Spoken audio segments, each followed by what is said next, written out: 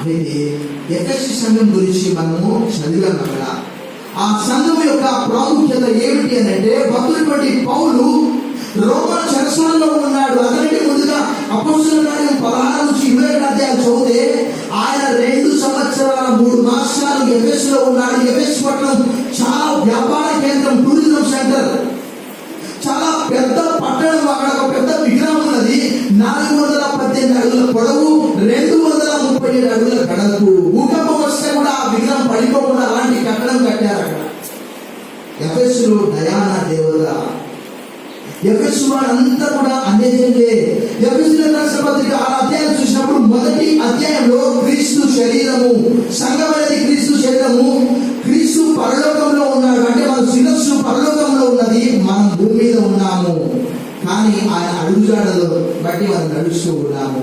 2వ అధ్యాయంలో చూస్తే క్రీస్తు సంఘం ఒక కట్టడంగా కనిపిస్తున్నారు. అందరూ కూడా చివరి వచనంలో సజీవమైనటువంటి రాళ్ల వలె అని అంటాడు. 3వ అధ్యాయంలో చూస్తే 10-11 వచనాల్లో సంఘం అనేది ఒక మర్మము.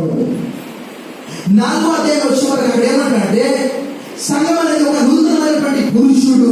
5వ అధ్యాయం వచ్చే వరకు మన అందరికీ తెలిసి ఏంటంటే సంఘము క్రీస్తు యొక్క వధువు, ఆయన వరుడు, సంఘం వరుడు. 6వ అధ్యాయము సంఘము ఒక సైనికుడు వలె సిద్ధపడాలి. 4వ అధ్యాయం గురించి నేను కొంత సమయం చెప్తాను. ప్రియమైనటువంటి దేవుని బిడ్డలారా, భక్తుడు పౌలు యొక్క సిద్ధాంతం ఏంటి అని అంటే, ఈ ఎఫెసీ పత్రిక గురించి మనకు ఎక్కువగా చదవడానికి సమయం లేదు.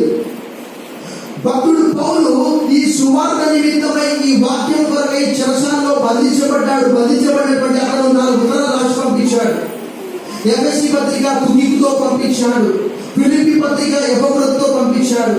కొలస్సీలకు రాసిన పత్రిక ఎపఫ్రాతో పంపించాడు. ఫిలెమోనుకు రాసిన పత్రిక ఒనేసిముతో పంపించాడు.